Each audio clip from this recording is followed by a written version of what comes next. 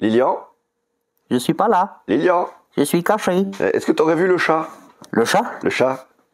Non, j'ai pas vu le chat, non. Et il est dans la boîte ou pas le T'as chat? regardé dans le carton? Attends, je vais regarder dans le carton. Ah mince, je suis repéré. Ah merde. Non, c'était pas Cat in the Box. Ah. C'était Lilian in the Box cette fois-ci. Ouais, c'est un jeu mais c'est pas ouf quoi. Ouais, est-ce qu'on n'a pas encore une introduction turbo qualitative? Ouais, grave. Ah bah là, ça c'est l'esprit ça joue ça. Des intros bien schlag, c'est tout ce qu'on veut. Bonjour. Bonjour. Bienvenue chez Ça joue les amis. Et Ça joue cette semaine, on est reparti après une petite semaine d'absence parce que faute de nouveautés, mais on vous a fait quand même des vidéos. Des petits tops, on s'est bien marré à les tourner en tout cas. Bah ouais. C'était bien sympa. Toujours avec Guy Baumann cette semaine et toujours sans Stéphanie malheureusement. Pauvre louloute qui est débordée de travail. Ouais, la pauvre. Mais ouais, c'est pour la bonne cause. Elle est dans la cave. Dans la cave. C'est vrai que toutes les semaines on dit Stéphanie est pas là, on dit pas trop ce qu'elle fait en fait. On en parle très très peu, mais si vous nous suivez, vous le savez, il y a des jeux en préparation. La clé 2 qui est en préparation. Ouais. Magicarta, votre prochain jeu d'enquête familial. Ouais. Donc ça va être trop bien. Et il y a encore un truc, je crois. Non, c'est tout. En ce moment, pour le moment, c'est tout. Déjà pas pour mal. Le moment, c'est tout. Après, il y a les autres projets qui sont derrière, mais là, vraiment sur lesquels on est en train de bosser dur dessus. Ouais. Surtout la clé 2, quoi. Ok. Très bien. Écoute, on va démarrer cette émission gentiment. Qu'est-ce que tu as à dire comme mot d'introduction? Ah, j'ai pas la blague. Ah, il a pas la blague. Nul, hein. Ouh, j'échappe à la blague cette semaine. Est-ce que j'en ai une? Attends, mais j'en avais une, mais elle va peut-être me revenir. Je sais plus. Ah mince, elle était nulle. Je suis un peu déçu. Putain, j'en ai une. Attends, je crois que j'en ai une. Ah, je peux t'en faire une. Ouais, vas-y. Je peux t'en faire une. Tu sais comment on peut appeler un pain perdu? Non. Un parpaing.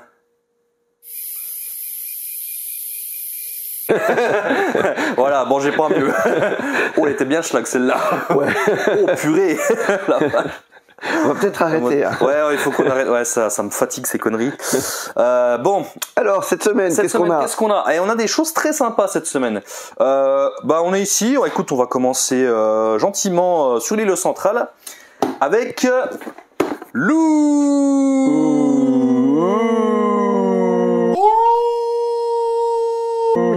parce qu'il y a 3 O, tu vois. Bon, j'en ai peut-être fait un peu trop là. T'en as fait à peu près 47. Ouais. Alors Loot, qu'est-ce que c'est? C'est le nouveau jeu un peu familial plus, on va dire, de chez Gigamic. Ouais, c'est la grosse sortie de ce mois de mai chez Gigamic. Exactement. On est sur un jeu de placement d'optimisation, placement de tuiles, un petit peu à la Cascadia, Riff, un peu Harmonize, un petit peu en plus récent. Mais avec un côté un peu plus interactif, je vais vous expliquer tout ça. Qu'est-ce que c'est? Déjà, on a des petits meeples. Ouais, t'avais des petits meeples. Ils sont trop mignons. Ouais, ils sont pas, je sais pas, un peu de DH quand même. D'ailleurs, ça c'est le. Des meeples un peu agressifs. C'est le seul jeu auquel t'as joué à Cannes. Ouais. Ouais, t'as pu jouer. T'as eu le temps de jouer à un seul jeu, t'as eu joué la loot. Exactement. Ouais. Et ça y est, il est arrivé, le fameux loot. Alors comment ça va se passer? On a chacun un petit plateau personnel. On a des petits vikings, et le but du jeu, ça va être de faire le plus de points possible. Comment on va faire des points? Eh ben, il va falloir récupérer des petites tuiles. On va récupérer des moutons, regarde, des petits moutons, des petits arbres, des petites haches, et de l'or, bien sûr, pour faire un maximum de points. Chacune de ces ressources doit vous rapporter un certain nombre de points qui sont indiqués ici, mais il va y avoir moyen de faire augmenter ce nombre de points. À mon tour de jeu, qu'est-ce que je vais pouvoir faire? Eh bien, je vais pouvoir jouer un viking sur le plateau central. C'est un plateau commun à tous les joueurs. Donc quand je parlais d'interaction, eh ben, c'est ici que ça va se passer. Je vais placer un petit viking, par exemple, je sais pas, je vais me placer ici. Donc là, je me suis placé sur une case, viking. Donc nous allons piller les terres. On va piller les terres, exactement. Que nous sommes. Donc je vais prendre une petite tuile hache que je vais placer sur mon plateau. Il n'y a pas de règle, je peux le placer où je veux, je peux le mettre là, je peux le mettre là. Là, je me dis, tiens, peut-être là, ça va être plus intéressant, vous allez voir pourquoi. Et c'est pas terminé, parce que je me suis aussi placé adjacent à une petite maison. Je vais pouvoir la prendre et la mettre dans la prairie, parce que la petite maison dans la prairie. Non, c'était rigolo ça. Donc pareil, je la place où je veux. Je sais pas, je la placer ici, pourquoi pas. Bon. Chacune de ces tuiles a une façon différente d'être prise. Les maisons, il suffit d'être adjacent. On va avoir les tours. Alors les tours, il faut faire un chemin entre 2 tours avec nos vikings pour pouvoir la prendre. Là, par exemple, le joueur jaune a plutôt bien joué. Il a fait une petite route. Mais du coup, est-ce qu'on peut prendre les 2 tours? Tu prends les 2 tours, ouais, tout à fait. Tu prends une tour ici, une tour ici. Voilà. Et comme après, il y a le retour du roi. Je sais pas s'il y a le retour du roi après. Ah non, on n'a dit qu'une blague par vidéo, s'il te plaît. Et enfin, nous avons les châteaux qui sont les plus durs à obtenir. Les châteaux, il faudra faire un groupe de 4 vikings adjacents. Enfin, un groupe de 4 vikings dont au moins un adjacent pour pouvoir récupérer un château. Voilà. Et après, je me pose sur la case et je prends la ressource correspondante. Alors, ces ressources vont nous faire des points, mais il va falloir également réussir à les optimiser tout ça pour les mettre adjacents aux différents bâtiments qui vont être placés au début sur la carte. Donc, il y a des petites tuiles de départ. Donc, celle-ci me rapportera 9 points si j'arrive à mettre une maison, un mouton, un château et 2 tours adjacents. Voilà, donc ça je le retournerai si j'y arrive et ça me fera 9 points. Et on a également les dracars. À la fin de mon tour, j'ai le droit de prendre un des dracars qui est disponible. Les dracars, pareil, ils ont des petites ressources qu'on va essayer de mettre adjacentes. Donc par exemple, je pourrais prendre celle-ci et la mettre, je sais pas, par exemple ici. Tiens, regarde, il me faut une hache et un mouton. J'ai déjà une hache et un mouton qui sont là. Est-ce que c'est pas super bien joué ça, hein? Est-ce que c'est pas super bien joué? Bah, ouais, si. Il me manque juste un arbre et je suis bon. Ouais. Ah si, tu peux. C'est pas mal. C'est pas mal. Parce qu'après, ici, tu mettais 2 tours. Et oui. Et t'es bon. Parce que tu valides celui-là. Exactement. Et après, tu valides ici avec. Et je pourrais valider celui-ci, voilà, exactement. C'est très bien joué. Ouais, non, mais bravo, les gars. Merci beaucoup, Guy. J'apprécie beaucoup. Et une fois que je l'aurai validé, eh bien, je le retournerai. Et là, par exemple, j'ai l'arbre qui me rapportera encore un point supplémentaire par arbre. Parce que normalement, l'arbre de base, ça vaut 1 point, tu vois. Ouais, donc et ben là, comme j'ai celui-là, ce sera 1 point en plus par arbre, donc 2 points. Par contre, attention, les dracars, si je ne les valide pas, c'est des points négatifs. Pas bien. Donc, faut pas trop faire le con avec ça. Hein. Faudra bien réfléchir avant de prendre un dracar. Ouais. Voilà dans l'esprit ce qui va se passer. Et puis le dernier petit truc, c'est qu'on va avoir des petits jokers qui sont ici, qu'on va pouvoir utiliser une fois par partie. Un joker pour récupérer 2 fois la ressource sur laquelle on va se poser. Là, on va pouvoir se poser un viking sur une case qui est déjà occupée par un autre viking, parce que ça c'est un truc que j'ai pas dit, mais on peut pas se poser, on peut pas poser 2 vikings sur une case. C'est très important. Ouais, très important. Parce que si par exemple on avait ici, imaginons le joueur qui met un petit jaune, hop, et ben du coup on aurait notre joueur rouge ne pourrait, oula, je le cadre très mal, notre petit joueur rouge ici ne pourrait plus connecter les 2 tours. Voilà, exactement. Alors que s'il active son bouclier, hop, il peut venir poser ici. Voilà, et là ça marche. Son personnage, et là il peut récupérer. T'as tout compris, ouais. Et on peut se mettre presque j'y ai joué, quoi. Ouais, on dit, ouais, mais c'est impressionnant, ouais. Pour une fois que t'expliques un jeu. Quel enfoiré. Et le dernier joker, c'est celui-ci. Ça me permettra de poser un viking supplémentaire pendant mon tour. Ouais. Voilà. Voilà dans les grandes lignes. On va aussi avoir les trophées avec les haches suivant les vikings qu'on va récupérer, qui sont ici. Donc une fois pendant la partie, je pourrais récupérer un trophée viking suivant les haches que j'aurais placées sur mon plateau. Par contre, je pourrais le faire qu'une seule fois. Donc il y a ce dilemme, est-ce que j'attends de récupérer un trophée un peu plus important pour faire encore plus de points, mais au risque de me le faire piquer au nez et à la barbe. Voilà pour Loot, vous savez presque tout. Qu'est-ce que tu en as pensé toi, Guy, du coup? Moi je l'aime bien, je le trouve sympa. Ok. Ouais, j'ai trouvé très sympa aussi. C'est vrai que voilà, des jeux dans le style, il y en a quand même pas mal qui existent. Hein. On va pas vous dire que ça révolutionne le monde ludique. Malgré tout, je trouve qu'il a des arguments, notamment ce côté interactif. Ouais, ça, je trouve que c'est sa force. Ouais, c'est quelque chose qu'on avait vraiment pas trop eu dans ce type de jeu. Donc souvent dans les Harmonies ou Cascadia, on fait un peu chacun son truc dans son coin. Alors que là, on peut vraiment kikiner son voisin. Exactement. Donc c'est la force de jeu et donc ça plaira à certaines personnes, je pense, qui aiment bien l'interaction et un peu pourrir les autres. Et Dieu sait qu'il y en a. Ah oui. Ça, il y en a. Donc voilà pour Loot. Bah nous, on recommande, on aime beaucoup Loot. Ouais. Bon jeu. Très bon jeu. En parlant de bon jeu, on va passer... Allez, on passe par ici. On passe à... Hop. Qui pourquoi? Ça c'est bien, qui pourquoi. Et tu sais pourquoi c'est bien? Je ne sais pas pourquoi. Parce que c'est con. Voilà. C'est débile. Alors, je vous présente les zigotos. Regardez, ils sont beaux les zigotos. Oui. Ouais. C'est assez conceptuel. Oui, alors, j'avoue que ça. Ouais. Alors, faut savoir que l'illustrateur, c'est aussi l'auteur. Il a fait les illustrations et il a aussi fait le jeu. Ok. Et voilà, il a créé plein de petits zigotos. Regarde, lui, je l'aime beaucoup. C'est un bonhomme de bonhomme, t'as vu? Ah oui, c'est un bonhomme de bonhomme. C'est un bonhomme de bonhomme.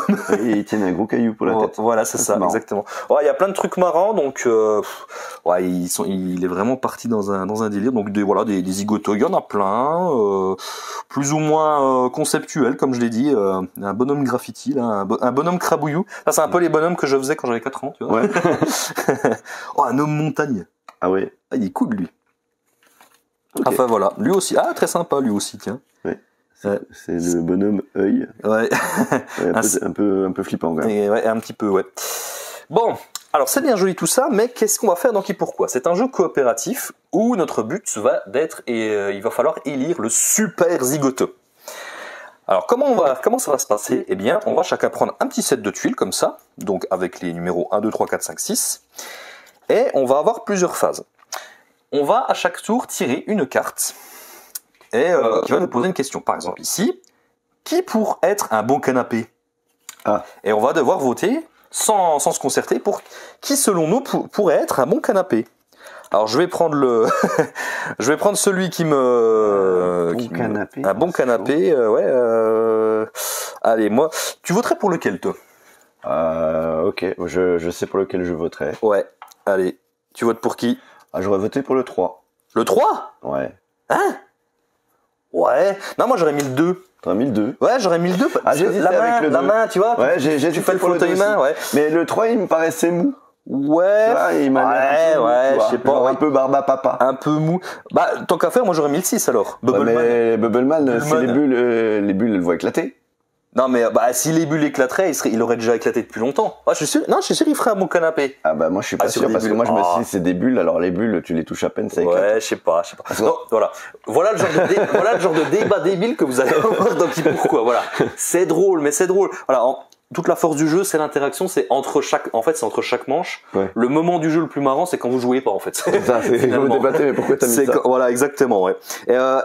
Et je trouve très intéressant parce que c'est vachement intéressant de voir comment les gens pensent. Tu vois ce que je veux dire? Oui. Là, moi, typiquement, le 3, j'aurais jamais pensé, tu vois. Moi, j'étais plutôt encore le 2 et le 6. Ouais. Et toi, le 6, tu t'es dit, mais Bullman, il est impossible. Ouais, non. Je me suis dit, Bullman, ouais, pourquoi pas. Mais après, je me suis dit, mais non, mais c'est des bulles, ça éclate les bulles. Moi, j'aurais pas confiance. Ouais, mais je comprends.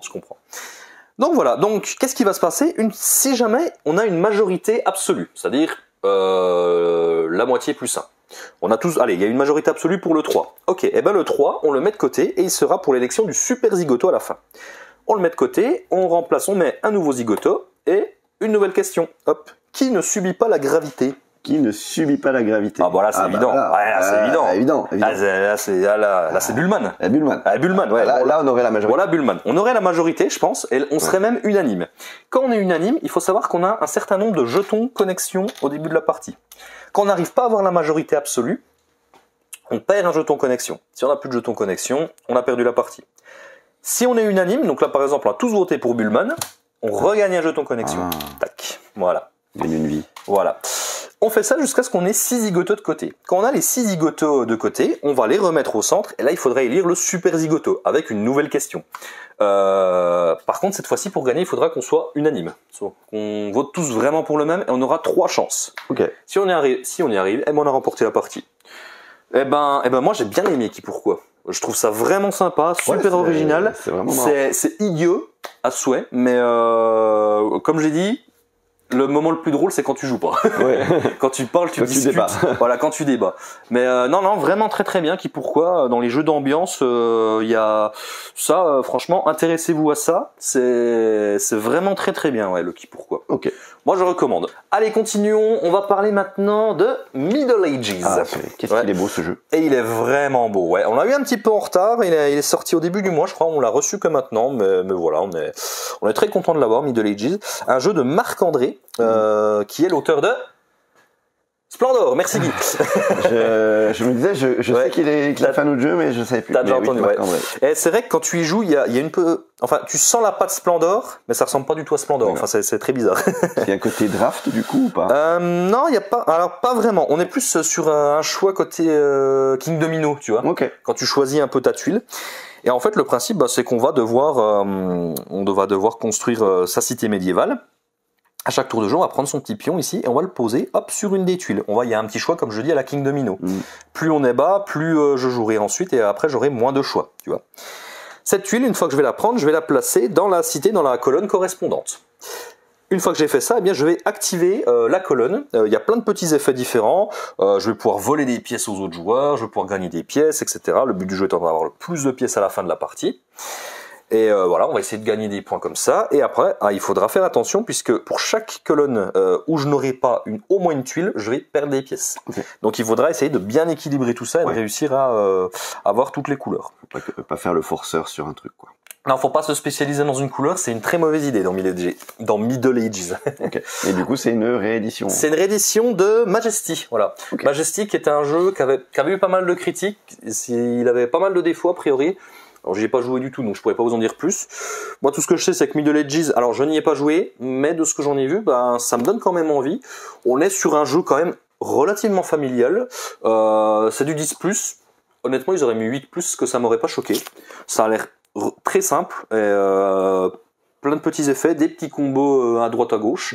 Donc si vous aimez ce genre de jeu, Middle Ages, ça peut clairement vous intéresser. Et moi, tout ce qui est DA médiéval, moi perso j'adore. Donc non, la DA vraiment. Donc je suis pas loin de prendre ma boîte pour tout dire. Donc parce que franchement, beau travail chez Studio H. Chez Studio H, un très très beau travail d'édition pour Middle Ages, ouais. Ensuite, on parle de quoi? Tiens, on va aller ici. Un truc dont la communauté ludique a pas mal parlé, ça a fait un peu de bruit malgré tout, c'est Flowers. Alors que beaucoup considèrent comme le nouveau ski-jeu. Ouais. Je suis plus ou moins d'accord avec ça, perso. Alors je trouve quand même qu'au niveau complexité, on a un cran au-dessus de On a un petit cran, ouais. Alors, pas en termes de règles, mais en termes de réflexion, je dirais, ouais. Disons que je trouve que Ski-Jeu, ça va être plus facile à prendre en main. Là, ce système de double validation demande quand même un peu tu vois, hier soir, on avait la soirée jeu à la Bourse, comme d'hab, c'était trop bien. Et oui, on sentait que quand on expliquait le jeu, j'étais là en mode, alors attention, là, ça va être le moment un petit peu compliqué. Donc voilà. Mais globalement, ça s'est bien passé. Le jeu est plutôt apprécié. Donc en fait, je trouve que c'est un bon jeu. Si on veut peut-être passer un cran au-dessus d'un Ski-Jeu. On se dit, bon, j'ai un peu fait le tour de Ski-Jeu. J'aimerais voir un truc avec peut-être un petit peu plus de profondeur stratégique. Exact. Ouais, c'est ça. Et Flowers, c'est le premier jeu de Actarus Edition. C'est une toute nouvelle boîte d'édition qui donc édite son premier jeu. Un jeu de Paul Riargio, qui fait notamment Alors, il a la tête des Pitch Games, tu sais. Pitch Games, ouais. Ouais, c'est lui qui a la tête de ça. Et puis, il a fait Flowers, du coup. Okay. Alors, qu'est-ce que c'est donc ? Vous allez créer dans Flowers un parterre de fleurs. Donc, on va chacun créer son tableau. À votre tour de jeu, vous allez piocher une carte. Soit une des deux cartes visibles sur un des deux paquets. Donc là, je pourrais prendre ce 3 jaune ou ce 2 vert. Ou je pioche au-dessus du paquet face cachée. Je tire une carte au hasard. Cette carte-là, je vais la placer où je veux dans mon tableau. Tant que c'est adjacent à une carte qui est déjà présente. Et pour faire des points, comment ça va se passer ? Il va falloir que je fasse des groupes de couleurs. Donc là, tu vois, j'ai bien regroupé mes couleurs pour essayer de faire un maximum de points. Par contre, mes groupes de couleurs, il faudra qu'il y ait 5 cartes minimum dedans. Sinon, ça ne scorera pas. À partir de 5 cartes, je marquerai 1 point par carte dans ma zone de couleurs. Si je mets une 5e carte bleue, j'aurai 5 points. Une 6e, 6 points, etc., etc. Et ce pour tous les groupes de couleurs. Voilà comment on marque des points. On va voir également les petits papillons. Les petits papillons. Ils vont marquer un point s'ils sont adjacents à leur couleur. Donc là, tu vois, sur cette carte bleue, il y a un petit papillon vert. Il est adjacent à du vert, c'est bon, ça marquera un point. Pareil pour ce petit papillon rouge. Ouais. Donc et là, Oui, vas-y, dis-moi. Donc, si on fait la récap, là, donc les 4, c'est bon, tu les as validés. Il y a 1, 2, 3. Alors, 4. Ça, je ne l'ai pas encore expliqué. Parce que tu vas me dire, mais ça sert à quoi ces valeurs sur les cartes ? Parce qu'il faut faire des groupes de couleurs. Moi, je vais trop vite. Eh oui, il est trop pressé, le Guy Bowman. En fait, effectivement, le petit twist du jeu, c'est qu'à la fin de la partie, il faudra que vos cartes soient valides. Pour qu'elles soient valides, il faut effectivement que les cartes de valeur fassent partie d'un groupe d'exactement sa valeur. Voilà, alors attendez, je vais vous expliquer. Ouais. Les cartes 4, il faut qu'elles fassent partie d'un groupe d'exactement 4. Donc là, 1, 2, 3, 4. Donc ça, c'est bon, c'est valide. Pareil pour les 2, les cartes 2, il faut qu'elles soient par 2. 1, 2, ça c'est bon, ça marche. Les cartes 1, il faut qu'elles soient toutes seules. Ça c'est bon, ça marche, c'est valide. Là, pour le moment, cette carte-là, elle n'est pas valide. Parce que c'est une carte 3, il faudra qu'elle fasse partie d'un groupe de 3-3. Ouais. Peu importe la couleur. Peu importe la couleur. Pareil, ce 2, il faudra qu'il fasse partie d'un groupe de 2. Par exemple, à mon tour de jeu, si je suis un petit peu malin, je pourrais prendre ce 2-là, hop, le poser là, ça me fait partie, en plus ça augmente mon groupe vert, donc c'est très cool, et là ça me fait un groupe de 2. Là ça marche. Hop, on retourne à la prochaine carte. Le 3 là, ben, je vais plutôt essayer de le mettre là. Voilà. Par contre, ce qui serait très mal joué, c'est que je mette un 3 là. Exactement. Parce que là, ça fait 4-3.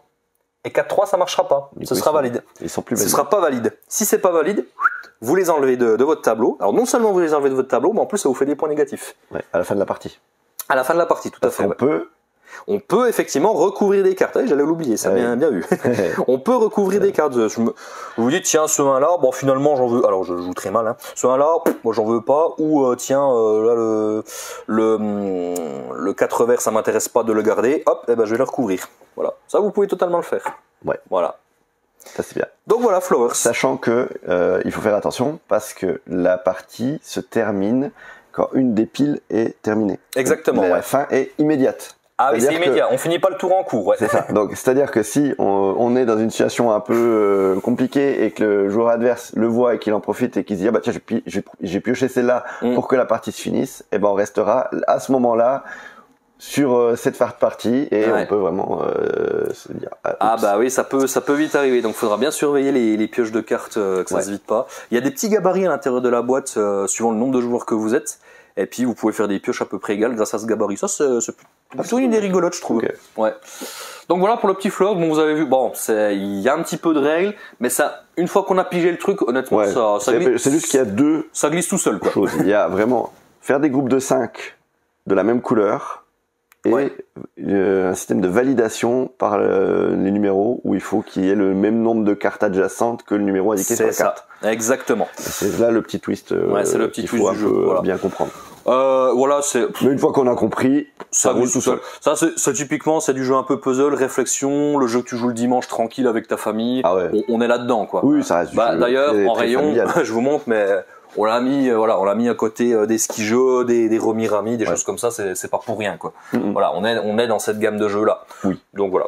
Donc ça, c'est à tester assez facilement. Vous pouvez le tester sur Board Game Arena, il est dispo. Et puis bon, voilà, ça coûte combien? Je crois qu'il est pas très cher. Ouais, 15 €, c'est ça.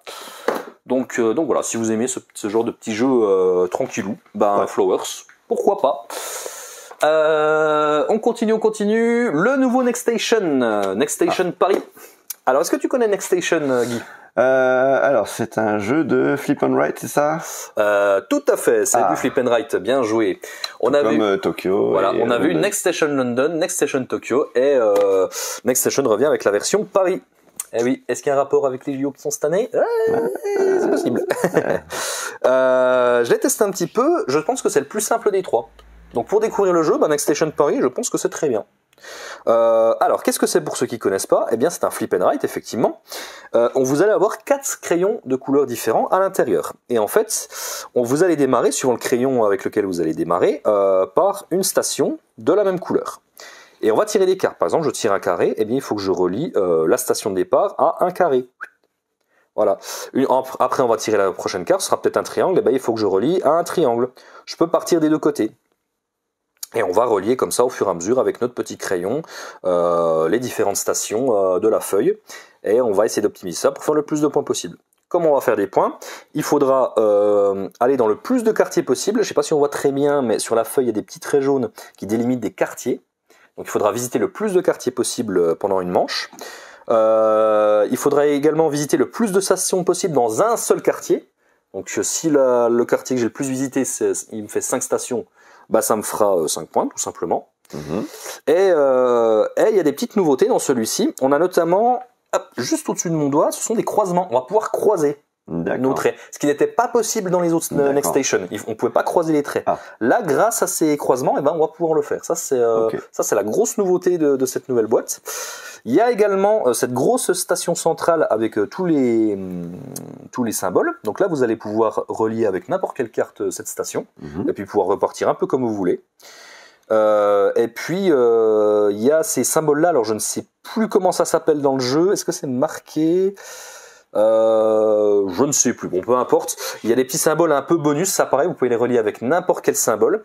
Et il y a même des cartes qui vont vous dire, bah là, avec cette carte-là, tu relis, tu peux aller sur n'importe quel symbole.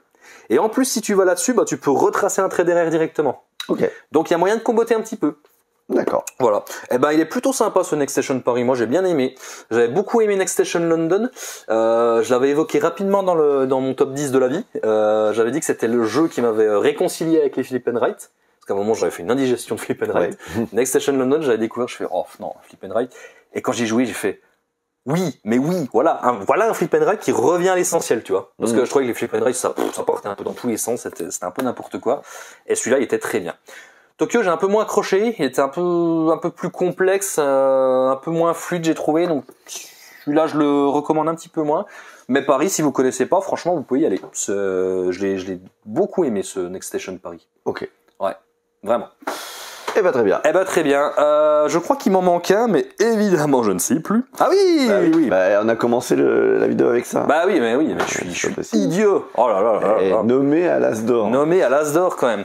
Cat in the Box. Alors c'est une demi-nouveauté, Ouais. hein, parce qu'en réalité, il est sorti. Le truc, c'est qu'on l'avait jamais eu.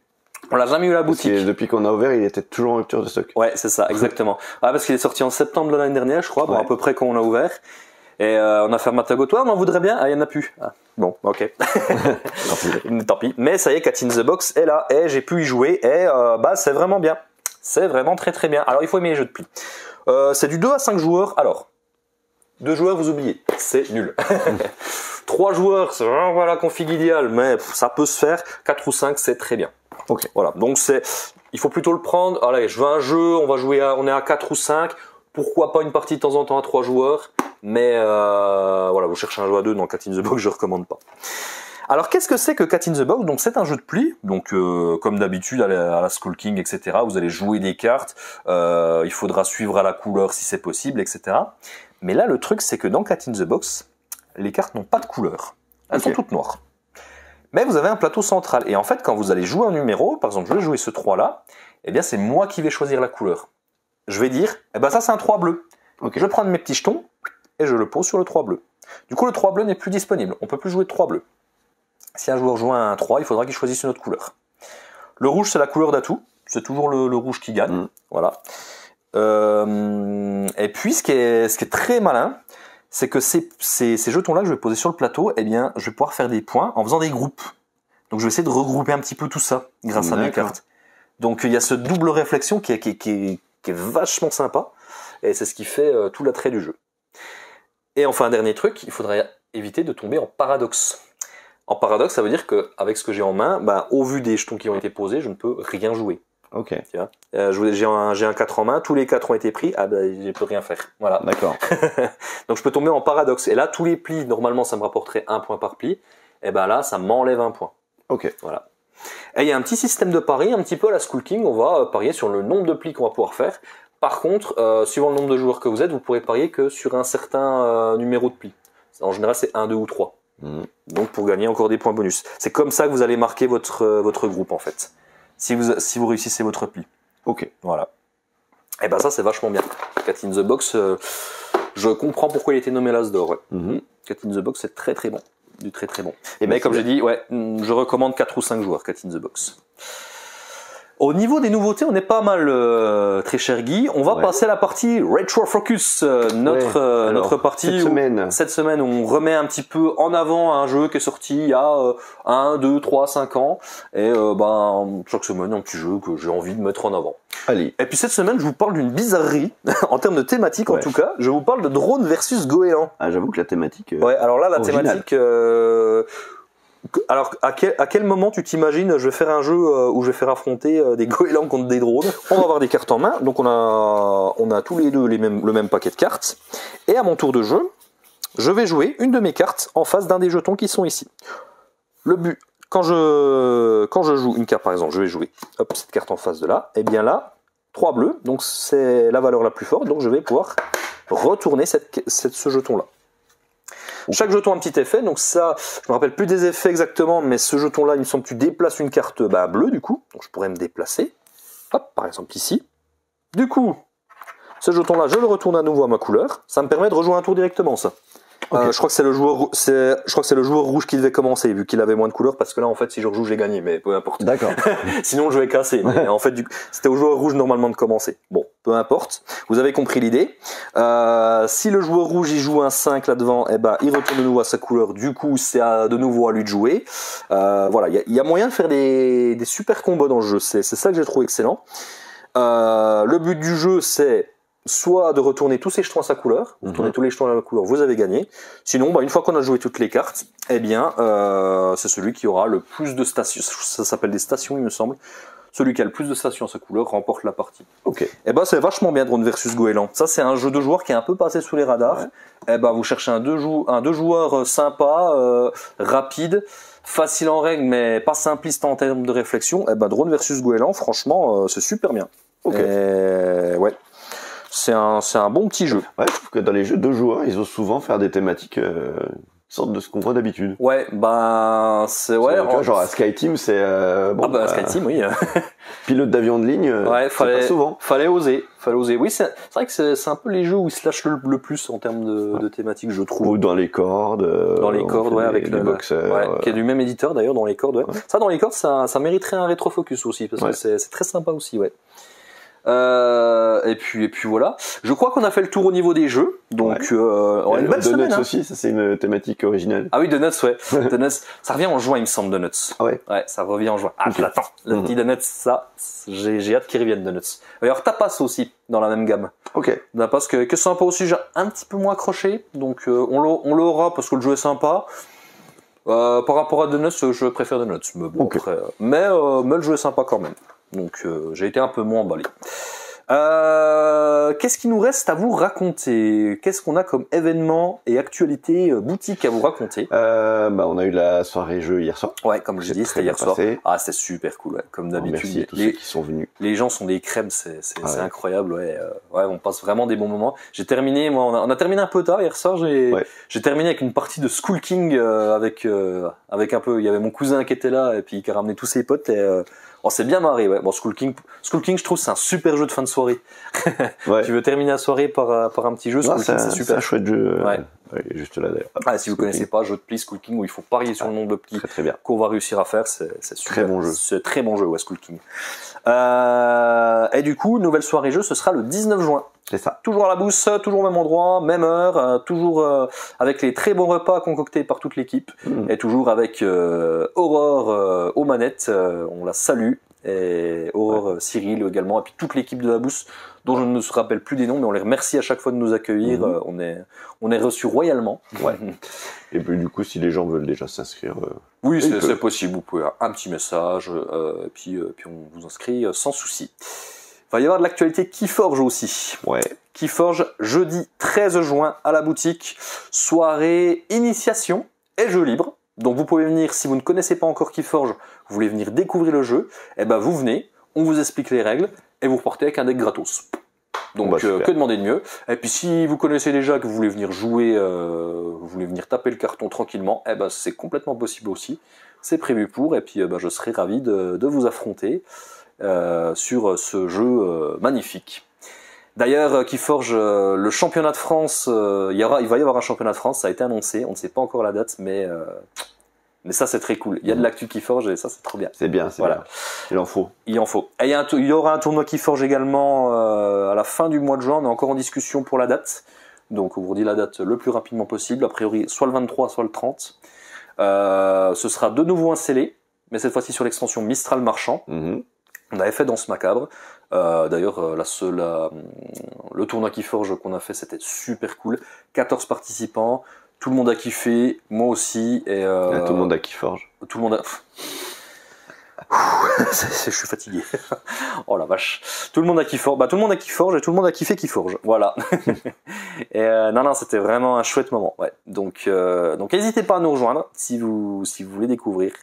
Il y aura pareil une petite initiation aussi avant le tournoi, si vous voulez vous initier, vous lancer dans le tournoi directement, ça c'est possible aussi. Ok. Voilà, et je crois qu'au niveau des actus boutiques, on est bon. Je pense qu'on est bon, ouais. On est bon. Et sur ce les Ludipotes, on va vous faire des bisous. Jouez bien, jouez beaucoup, et à bientôt chez Sajou. À bientôt. Allez, je me casse mon carton. Allez, des bisous. Des bisous.